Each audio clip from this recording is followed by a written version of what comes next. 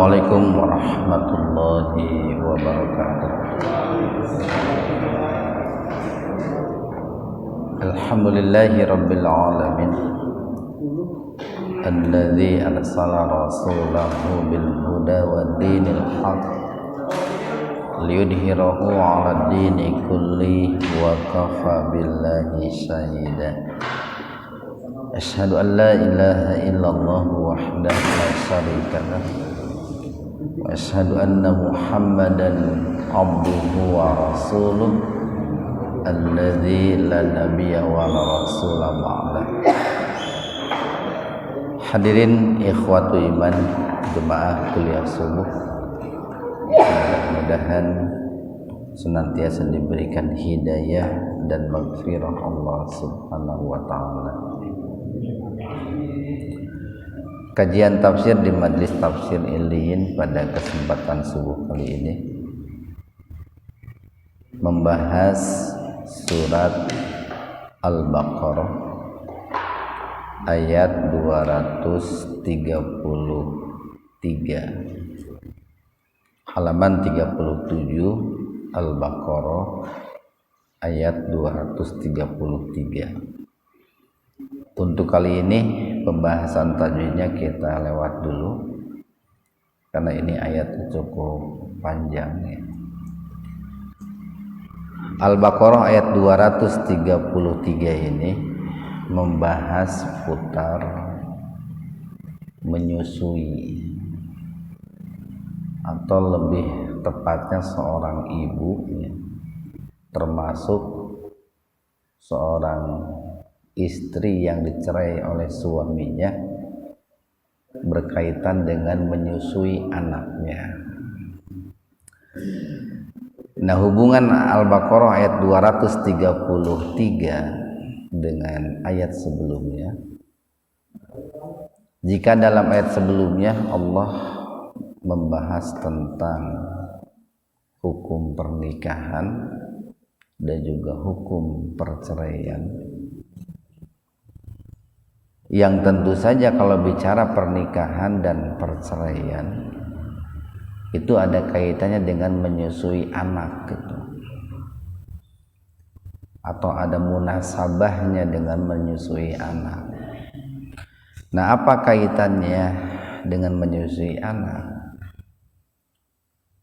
Karena tidak menutup kemungkinan atau boleh jadi ada seorang istri yang dicerai oleh suaminya itu dalam keadaan mengandung gitu ya, dalam keadaan hamil. Kalau bicara masa iddahnya, perempuan yang dicerai dalam keadaan hamil itu adalah sampai dia melahirkan gitu. Itu masa iddah atau masa menunggu seorang istri yang dicerai dalam keadaan melahirkan. Tetapi di samping bicara masa iddah, bicara juga di dalamnya itu tentang menyusui anaknya dan juga kewajiban seorang suami menafkahi anak termasuk istrinya yang dicerai selama dia itu menyusui anaknya. Nah, dalam Al-Baqarah 233 ini Allah berfirman, wa dan al-walidatu. Al-walidat ini kan jenis muannas, Pak. Jamak muannas salim. Jadi bentuk plural yang menunjukkan banyak untuk jenis perempuan. Cirinya jamak muannas salim itu ada alif dan ta di ujungnya itu. Wal walidat. Nah, itu. Wawunya wawu ibtida ini. Wawu yang menunjukkan permulaan pembicaraan. Terlebih-lebih ini kan memasuki separuh hizb yang keempat. Ada tanda bunga di situ. Ada gambar bunga biasanya. Jadi wawu ibtida atau wawu istinaf, wawu yang menunjukkan permulaan pembicaraan. walaupun tadi kita katakan ada kaitannya dengan ayat sebelumnya. Wal walidatu, dan bagi perempuan-perempuan, dalam arti perempuan di sini itulah, maaf bukan perempuan, dan bagi istri-istrinya, atau bisa juga untuk wanita-wanita, yurdi'na, hendaklah dia menyusui. Jadi kalau bicara perintah ditinjau dari sisi bahasa, itu ada perintah yang tegas, Pak, tegas, lugas. Ada perintah yang ini apa ya, yang tidak tegas. Kayak begini, kalau perintah yang tegas itu umpamanya menulis, uktub, itu tulislah itu. Tapi ada yang tidak tegas, ayyaktub, hendaklah dia menulis. Itu kan perintah juga, cuman yang pertama lebih tegas yang daripada yang kedua. Nah, sehingga dikarenakan di sini menggunakan kata yurdi'na, perintahnya tidak tegas, tidak lugas. Itu ulama berbeda pendapat tentang hukum seorang ibu atau seorang istri menyusui anaknya, termasuk seorang istri yang dicerai menyusui anaknya. Jadi wal walidatu, dan bagi istri-istri, tentu di sini bisa istri dalam arti yang masih terikat hubungan suami istri, termasuk juga istri-istri yang sudah bercerai dengan suaminya. Itu membahas dua model istri lah. Yurdi'na, mereka hendaklah menyusui auladahunna. Aulad itu jamak taksir itu, Pak. Kalau tadi kan jamak muannats salim. Jamak taksir itu jamak di mana tulisannya, bentuknya berubah dari tulisan awalnya. Ada perubahan lah. Asalnya kan walad itu, Pak. Waladin itu kan anak laki-laki. Kenapa kok di sini disebutnya anak laki-laki, tidak disebut anak perempuan? Ya ini untuk mewakili saja, Pak. Sebetulnya maknanya berlaku untuk anak laki-laki dan anak perempuan. Jadi waladun waladani aulad. Hendaklah dia menyusui auladahunna, anak-anak mereka, haulaini. Haul itu kan kalau dalam zakat itu ya, itu artinya waktu, batas minimal waktu untuk mengeluarkan zakat. Rata-rata wajib zakat itu haulnya 1 tahun rata-rata, walaupun tidak semuanya 1 tahun. Atau bicara haul itu di masyarakat kita sering ada kalau lebaran kan, acara apa? Acara haulan itu. Nah, di sini haulnya itu pakai ya dan nun, itu menunjukkan 2. Di haulaini 2 tahun, kamilaini secara sempurna. Liman, li bagi man siapa, aroda yang menginginkan, ayyutimma untuk menyempurnakan, ar-rodoah penyusuan. Ikhwan fillah arsadakumullah, Ulama 4 mazhab itu berbeda pendapat terkait dengan hukum seorang ibu menyusui anaknya. Kalau Imam Malik atau termasuk para pengikut Imam Malik, Malikiyah, itu mereka berpendapat bahwa hukum seorang ibu menyusui anaknya itu wajib dengan bersyarat. Kenapa beliau berpendapat wajib termasuk dengan bersyarat? Itu beliau mengutip sebuah hadis yang diriwayatkan oleh Al-Imam Ibnu Hibban, dan hadis ini sahih, bahkan dinyatakan sendiri oleh Nasiruddin Al-Albani bahwa hadisnya itu sahih. Itu dalam peristiwa Mi'raj, perjalanan Rasulullah sallallahu alaihi wasallam ke Sidratul Muntaha. Ketika Rasulullah diajak jalan sama malaikat Jibril di Sidratul Muntaha, salah satu hal yang disaksikan oleh Rasulullah pada saat itu adalah ada seorang perempuan yang kedua teteknya itu dikerumuni atau digerogoti oleh ular gitu. Nah, kemudian Rasulullah bertanya kepada Jibril, wahai Jibril, kenapa perempuan itu kok teteknya digerogoti oleh ular?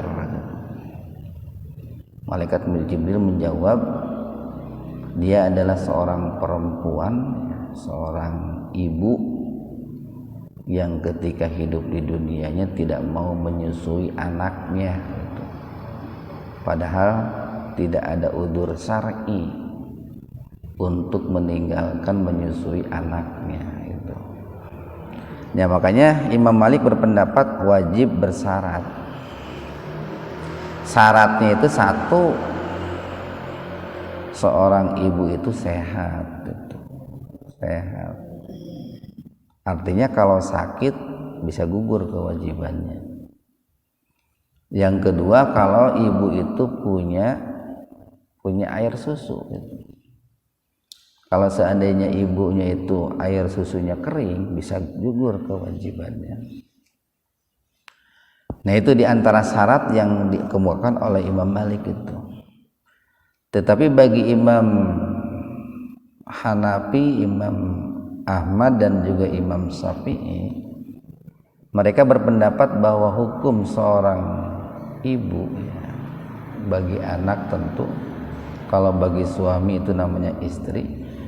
Hukum seorang ibu menyusui anaknya itu menurut 3 ulama madhab itu sunnah yang sangat ditekankan, bahkan sunnah yang mendekati wajib gitu.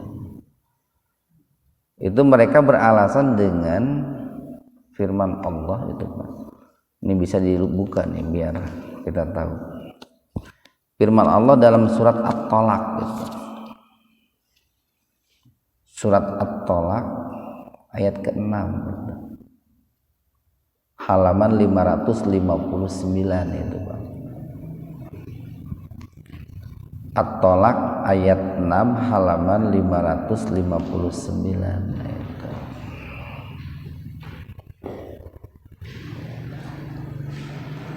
Itu di penghujung ayat, Pak, di penghujung ayat. Wa in, dan jika ta'asartum, itu kalian merasa kesulitan, dan jika istri itu merasa kesulitan apa? Kesulitan menyusui anaknya. Barangkali ibunya itu sakit, barangkali ibunya itu tidak memiliki air susu, atau barangkali ketika meminum air susu itu anaknya, bayinya menjadi sakit atau muntah-muntah lah gitu, Pak. Nah itu jadi kesulitan-kesulitan yang memang sangat darurat gitu, syar'i. Atau barangkali seorang ibunya itu katakanlah sangat miskin gitu sehingga dia harus bekerja dan terpaksa harus disusui dengan katakanlah susu ini Pak ya, susu sapi atau susu formula. Nah itu kan uzur syar'i Pak. Maka Allah mengatakan pasaturdiu, maka hendaklah dia menyusukan lahu anaknya itu ukhra kepada perempuan yang lain gitu Pak.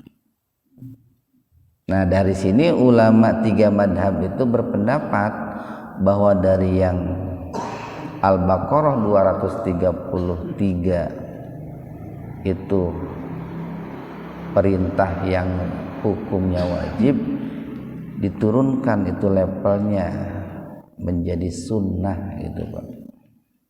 Menjadi sunnah itu menurut pendapat ulama 3 madhab.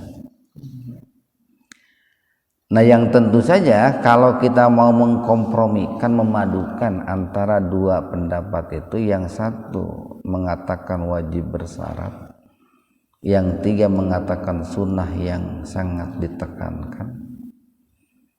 Nah di sini kan harus menjadi sebuah perhatian bagi kita.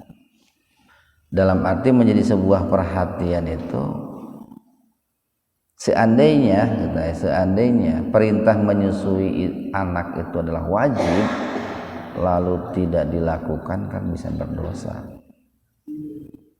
Jadi diusahakanlah semaksimal mungkin seorang ibu yang sehat, yang punya air susu, yang tidak ada kepentingan yang sangat darurat itu untuk menyusui anak-anaknya. Nah di sini perintahnya itu haulaini kamilaini, yaitu selama 2 tahun. Tentu bicaranya itu tahunnya tahun hijriyah, Bang. Tahunnya tahun hijriyah. Atau bisa juga kalau kita melihat dalam surat Al-Ahqaf itu Pak. Al-Ahqaf itu surat kesabaran. Kalau dalam surat Al-Ahqaf itu 30 bulan Pak, ada dispensasi. Surat Al-Ahqaf ayat berapa itu Pak?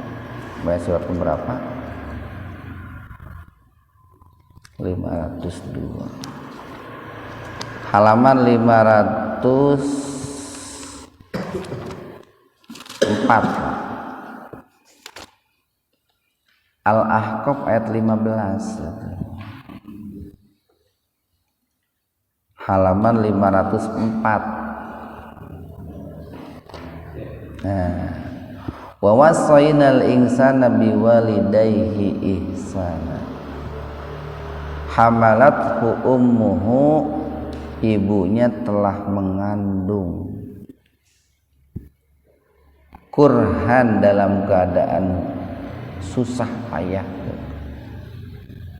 dalam keadaan ya kurhan itu karih itu kan ada kaitannya dengan dibenci itu Pak ya. Kurhan wa wadoathu kurha, mengandungnya dengan susah payah, melahirkannya pun dengan susah payah. Nah, di situ ada kalimat wa hamluhu wa fisaluhu salasuna sahran. Ibunya itu telah mengandung dan menyusuinya selama 30 bulan. Berarti 30 bulan itu kan 2 bulan setengah. 2 tahun setengah.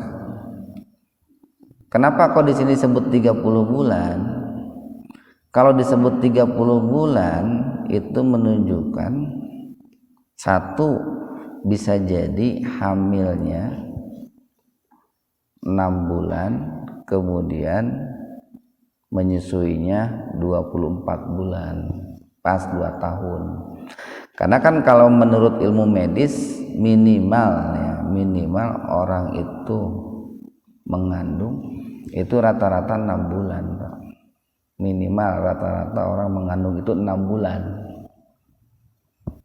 Atau kalau mengandungnya itu hamilnya itu 9 bulan, seperti pada umumnya seorang wanita itu mengandung, berarti menyusuinya itu selama 21 bulan. Nah itu Pak. Jadi bisa 2 bulan penuh menyusuinya itu, 2 tahun penuh menyusuinya itu. Manakala tadi hamilnya itu 6 bulan.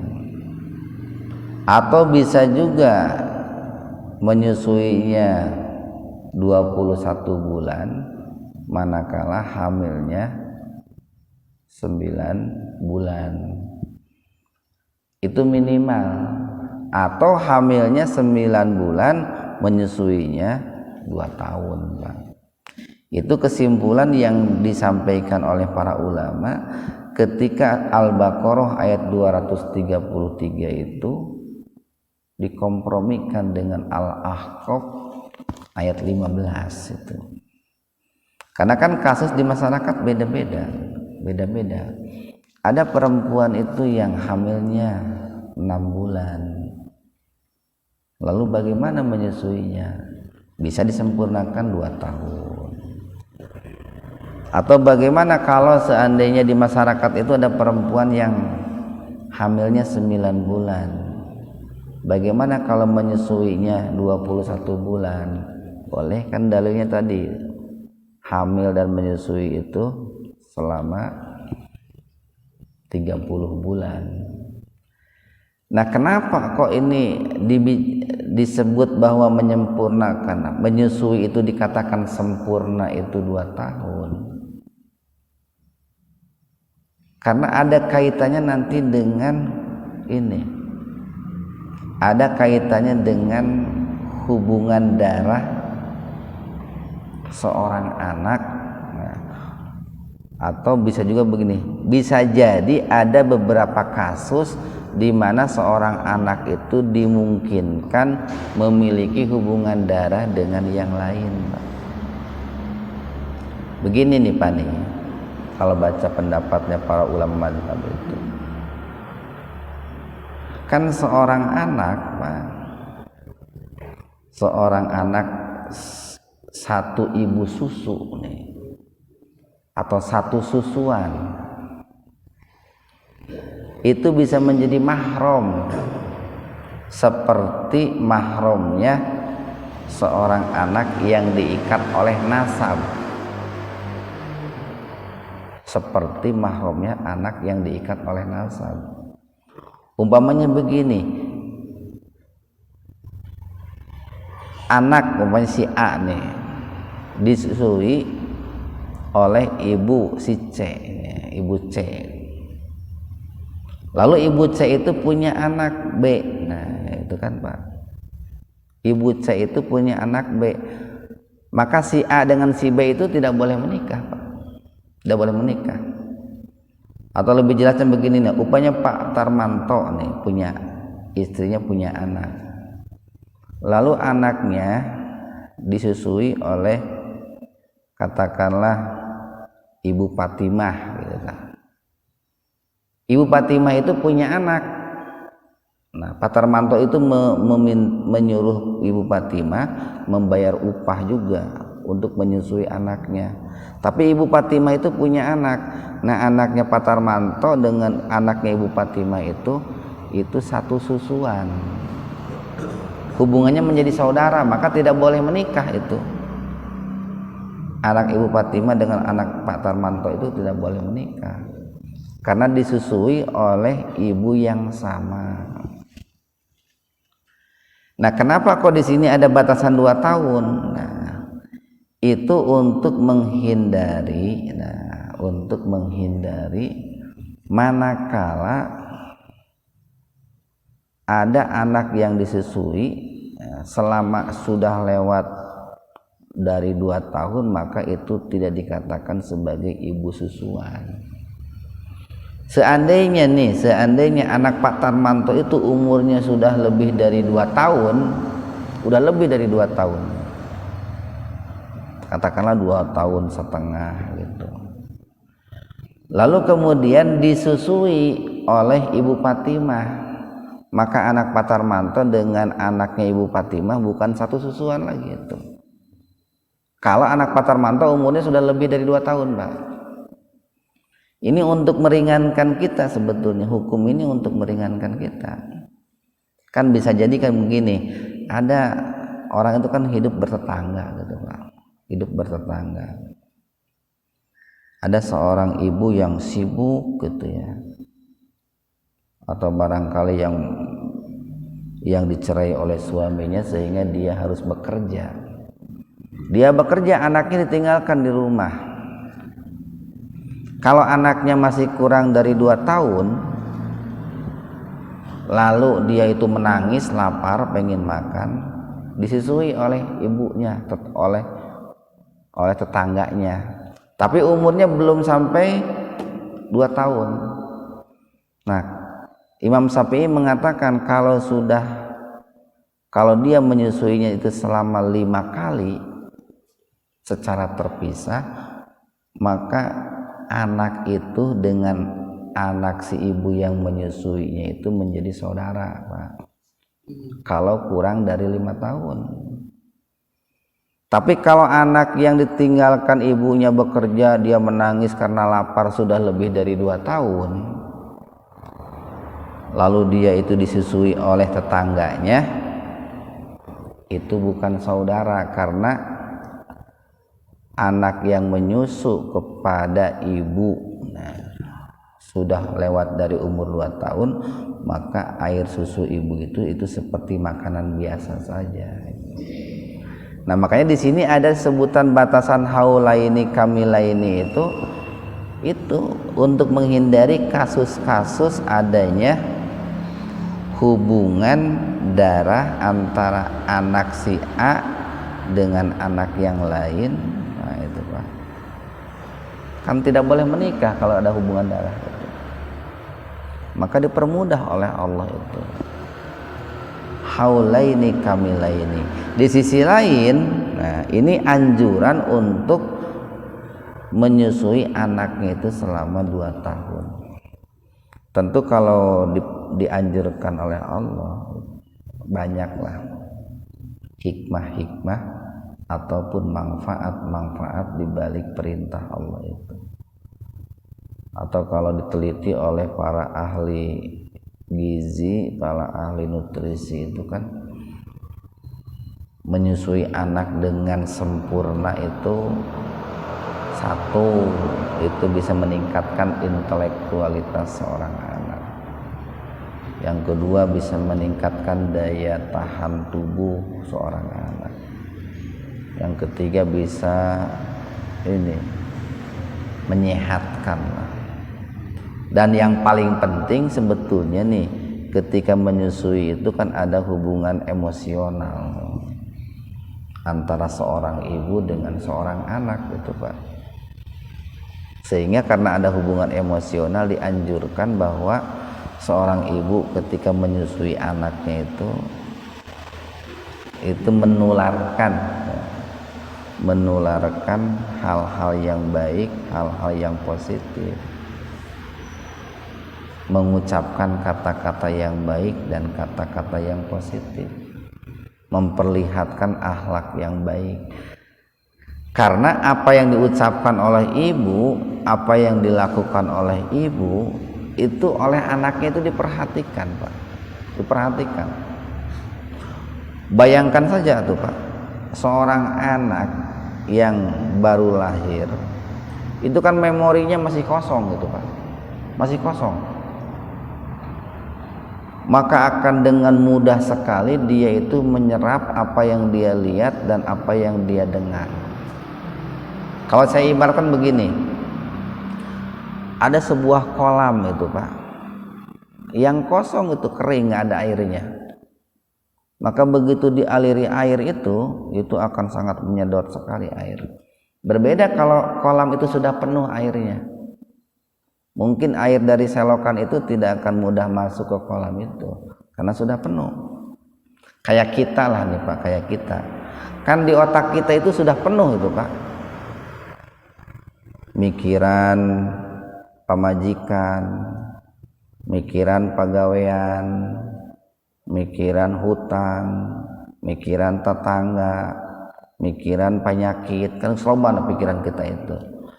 Sehingga lamun kita itu membaca atau menghafal Quran, inget nahese kita, pohona gampang gitu Pak.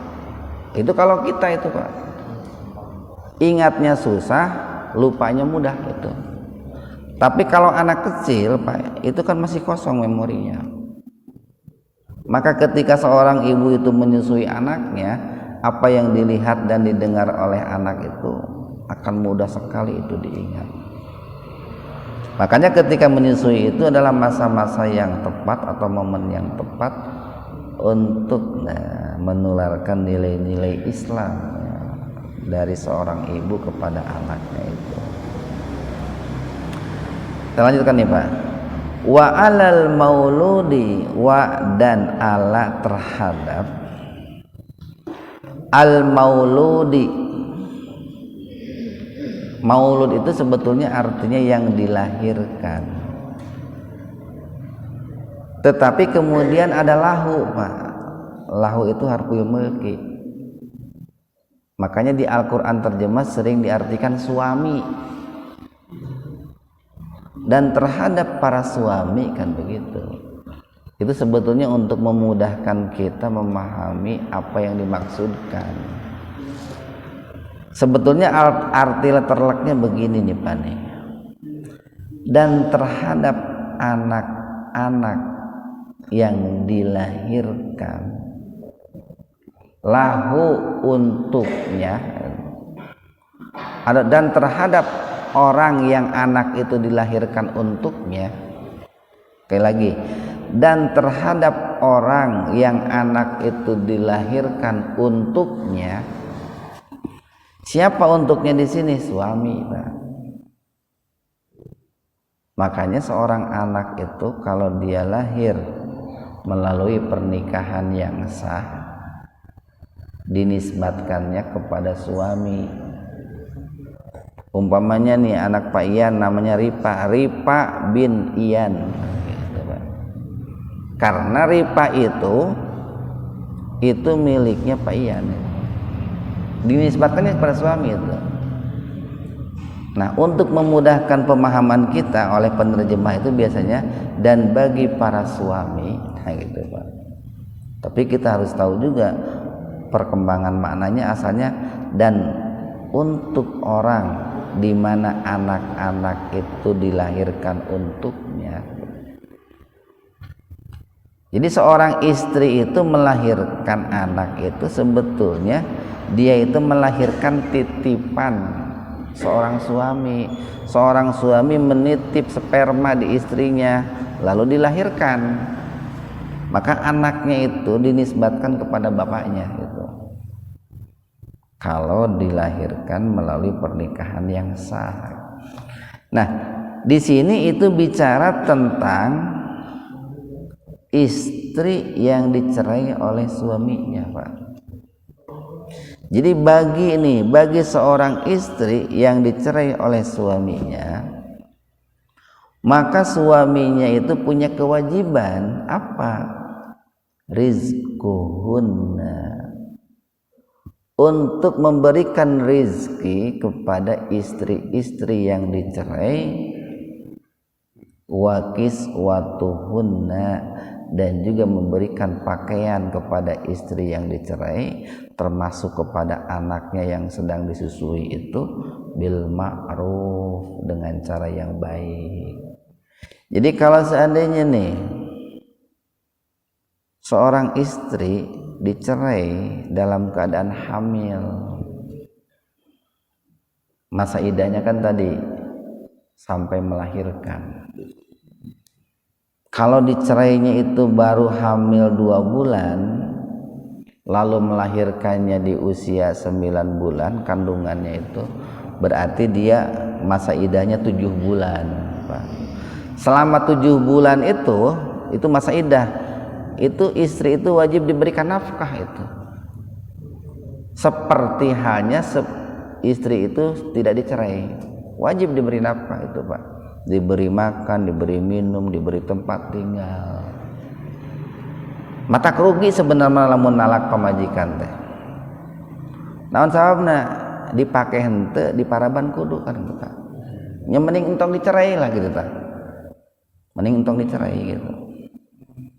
Begitu pula ketika istri itu melahirkan, maka seorang suami itu atau mantan suami kalau enggak rujuk mantan suami itu wajib memberikan rizki, nafkah termasuk pakaian kepada mantan istrinya dan kepada anaknya. Kan tidak ada mantan anak, tidak ada Pak ya. Kalau mantan istri ada.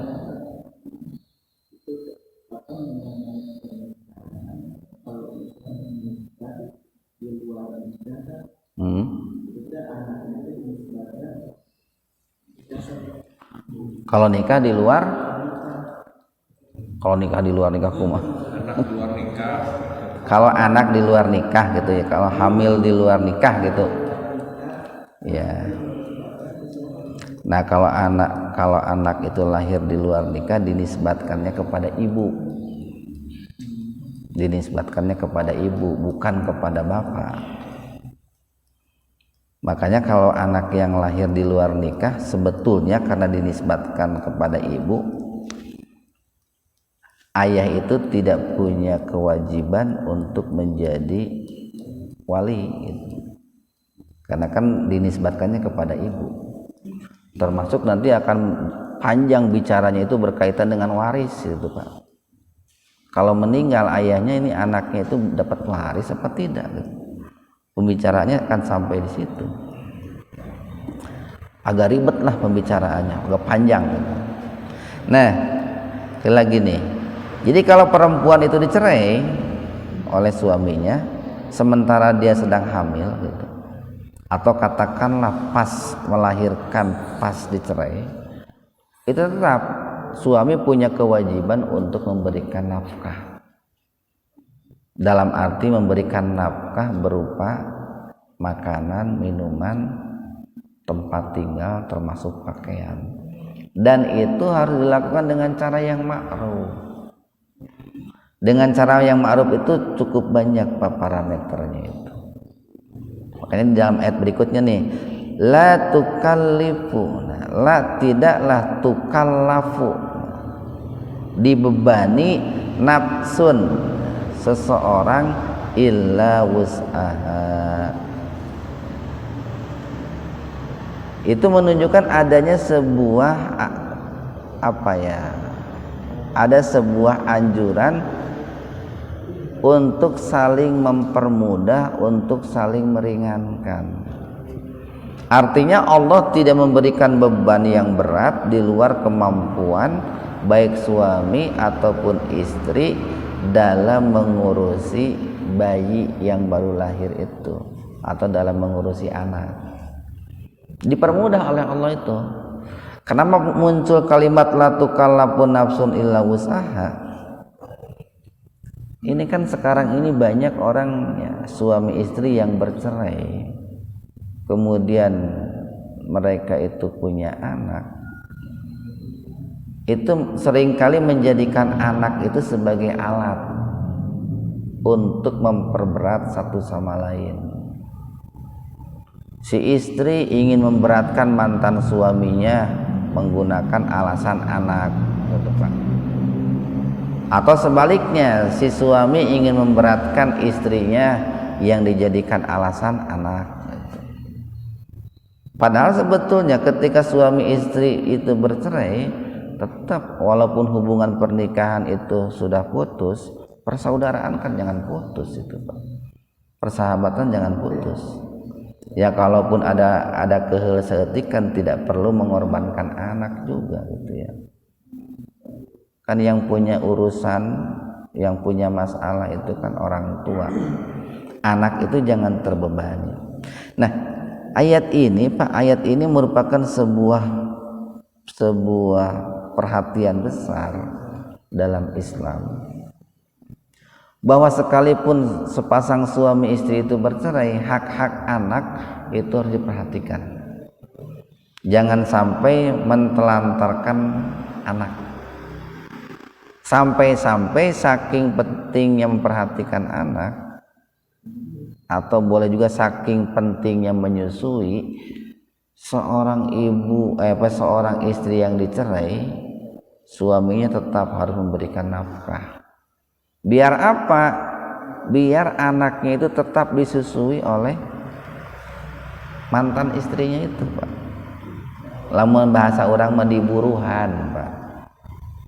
Mantan istri itu diburuhan oleh suaminya karena mantan istrinya itu sudah menyusui anaknya. Kan disebutnya juga bin suaminya, bukan bin ibunya kan.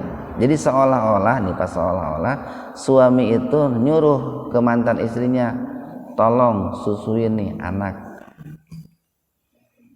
Walaupun sebetulnya hakikatnya anak berdua, Pak, tetapi dinisbatkannya kepada suami. La tudorro. Nah, janganlah ini memakai ini, Pak nih.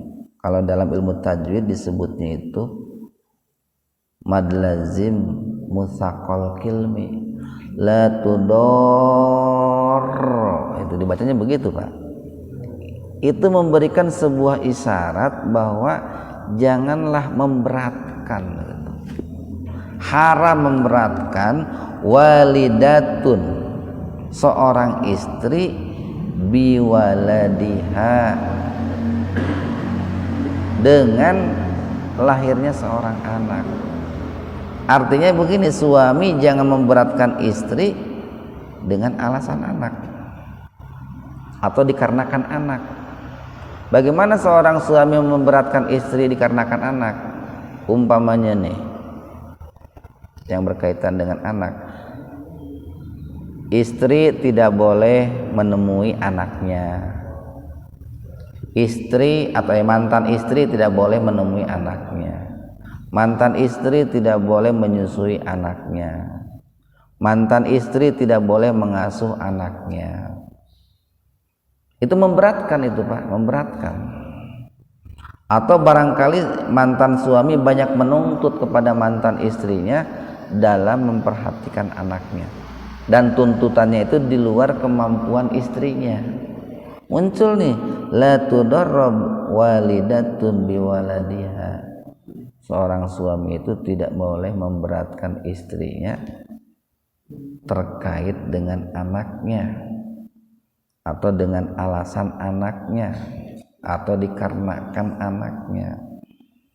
Jadi Allah itu maha tahu, Pak, maha tahu yang akan terjadi di kalangan manusia, sehingga muncul kalimat ini. Dan terbukti, Pak, kan sekarang kita sering lihat umpamanya banyak sepasang suami istri yang bercerai itu kan dengan adanya anak itu dijadikan kesempatan untuk saling memberatkan satu sama lain gitu. Sok cenah cerai cenah, tapi didinya teu meunang menengok anak gitu. Itu kata istrinya. Oke, cerai cenah, tapi sabulan kudu memberikan nafkah 20 juta gitu. Kermaraban anak didinya, sedangkan gitu. Itu kan memberatkan itu.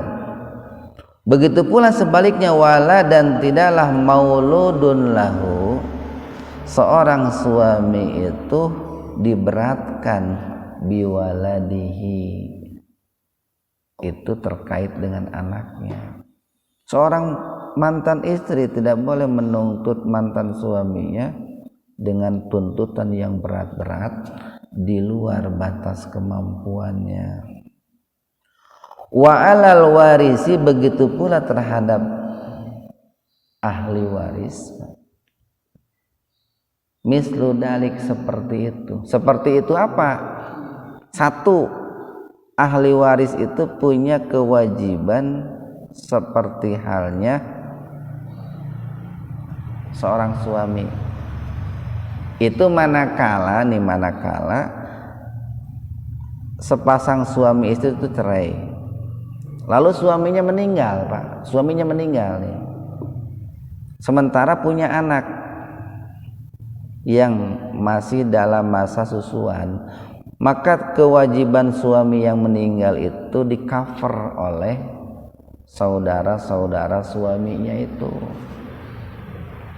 Mungkin suaminya punya adik, punya kakak. Maka kalau suaminya itu meninggal, anak yang sedang disusuinya termasuk ibu yang menyusuinya itu ditanggung oleh saudaranya. Tapi tentu jangan diberatkan juga gitu. Ini kalau Abu Bakar Jabir Al-Jazairi mengatakan al-waris di sini anak, Pak. Artinya anak itu punya kewajiban untuk mengurus dirinya. Bagaimana anak itu kewajiban mengurus dirinya? Kalau seandainya bapaknya itu cerai, Pak, dengan ibunya, lalu dia punya harta. Hartanya itu kan diwariskan kepada anaknya. Nah, si ibunya itu boleh menjual hartanya untuk biaya hidupnya, sekalipun harta itu harta anaknya itu, Pak. Sekalipun harta anaknya boleh digunakan untuk membiayai hidupnya, terutama selama menyusui. Jadi seorang anak pun jangan memberatkan. Jangan sampai di kemudian hari ada tuntutan, oh ibu dulu saya kan waktu ditinggalkan oleh ayah itu punya harta 1 miliar, baik berupa uang ataupun katakanlah berupa tanah. Kenapa kok sekarang harta saya tinggal 100 juta gitu, Pak? Kemenakan yang 900 juta lagi gitu. Oh, kan dipakai untuk mengurus kamu, atau dipakai untuk membiayai hidup kamu. Lalu anaknya itu menuntut. Nggak boleh itu. Nggak boleh seorang anak memberatkan ibunya gara-gara mengurusi dirinya, sekalipun mengurusinya itu menggunakan harta peninggalan ayahnya gitu, Pak. Nah, kita lanjutkan. Fa'in aroda, dan jika menginginkan fisolan. Fisol itu paslun. Paslun itu kelas kan, Pak. Kelas itu fungsinya untuk memisah. Makanya fisol itu sering dimaknai menyapi. Menyapi itu memisah. Apabila suami istri, ini aroda pakai alif itu menunjukkan dua, Pak. Apabila suami istri itu ingin menyapi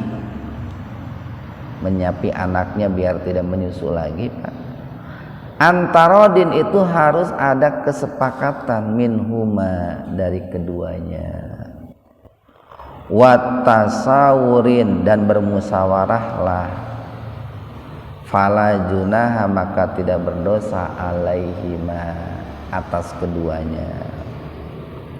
Nah, ini menunjukkan, Pak, dalam hal memenuhi hak-hak anak, sekalipun sepasang suami istri itu sudah bercerai, tetapi biar anak itu terperhatikan dengan baik, terdidik dengan baik, tidak terlantar, maka perlu ada yang namanya komunikasi yang baik.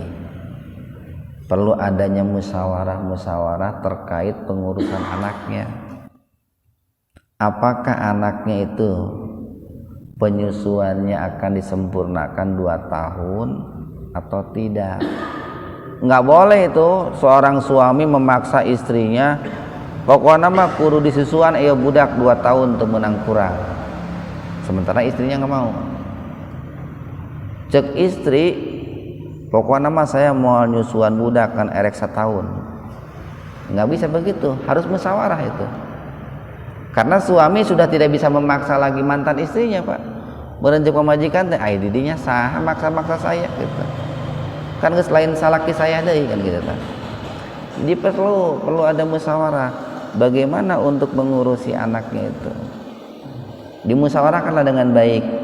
Nah, kalau seandainya keduanya sepakat, bahwa menyusuinya itu di sapi, walaupun belum sampai 2 tahun, kalau dua-duanya ridho silahkan. Wa in, dan jika aradtum, kalian berdua menginginkan antastardiu, untuk menyusukkan auladakum, anak-anak kalian. Kalau menyusukan berarti kan kepada pihak ketiga, Pak. Kalau kalian punya kesepakatan, mantan suami dengan mantan istri setelah musyawarah punya kesepakatan untuk menyusukan anaknya kepada pihak ketiga, kepada orang lain, fala junaha, fala maka tidaklah junaha berdosa alaikum atas kalian. Boleh. Umpamanya begini, kata istri itu, saya tidak mau menyempurnakan menyusui anak. Tentu dengan alasan yang syar'i, Pak. Umpamanya karena saya sakit, karena saya itu sekarang kan janda harus cari nafkah, gitu, Pak. Atau karena saya sudah mau dinikah oleh laki-laki lain, sementara calon suami saya itu tidak setuju kalau saya itu menyusui anak kamu, gitu, Pak. Musyawarah itu, Pak. Musyawarah. Maka boleh disusukan kepada pihak ketiga. Tapi ada aturannya. Apa syaratnya itu? Idza, apabila salamtum, kalian memberikan ma'ataitum bil ma'ruf, memberikan upah yang baik, Pak. Jadi yang tadinya itu umpamanya nih mantan istri itu mau menikah setelah habis masa idah. Masa idahnya kan sampai melahirkan. Begitu melahirkan, lalu mantan istrinya itu tidak mau rujuk, dia nikah dengan laki-laki yang lain. Nah, lalu suami yang kedua yang baru ini tidak mau kalau si suami ini istrinya itu menyusui anaknya. Musyawarah. Salah satu jalan keluarnya itu, kalau tidak boleh sama suami disusuin, barangkali suaminya inilah kurang paham tentang agama, gitu, tentang pentingnya menyusui. Pokoknya mantong disusuan ku didinya, cari yang lain tuh. Tetapi orang ketiga yang menyusuinya itu diberikan upah, dan itu tanggung jawab suami, Pak. Tanggung jawab mantan suami, harus dibayar itu. Tentu bayarannya itu dengan kesepakatan, Pak, antara pihak yang ketiga yang menyusui dengan mantan suami yang bercerai itu. Tetapi semuanya harus bil ma'ruf, gitu, Pak, dengan cara yang baik. Wattaqullah, dan bertakwalah kalian kepada Allah. Wa'lamu, dan ketahuilah oleh kalian, annallaha, sesungguhnya Allah, bima ta'maluna, terhadap apa yang kalian perbuat, basir, itu maha melihat, Pak. Jadi walaupun suami istri itu sudah bercerai, tetapi ucapan mantan istri, mantan suami, perlakuan mantan istri, mantan suami terhadap anak-anaknya itu masih mendapatkan perhatian yang sangat besar dari Allah, dan itu akan berpotensi orang itu mendapatkan pahala atau mendapatkan dosa. Itu tergantung bagaimana dia berbuat setelah mereka berdua bercerai, terlebih-lebih bagaimana perhatian mereka terhadap anak-anaknya. Makanya itu, sekalipun cerai itu adalah sesuatu yang halal tapi dibenci Allah atau hukumnya makruh, Pak, itu jangan dianggap sepele, gitu, karena akan berdampak terhadap persoalan-persoalan yang lain yang boleh jadi nih orang itu akan mendapatkan hukuman dari Allah gara-gara mentelantarkan istrinya yang dicerai atau mentelantarkan anaknya yang menyusui. Nah, itu akan terkena juga dari situ orang itu.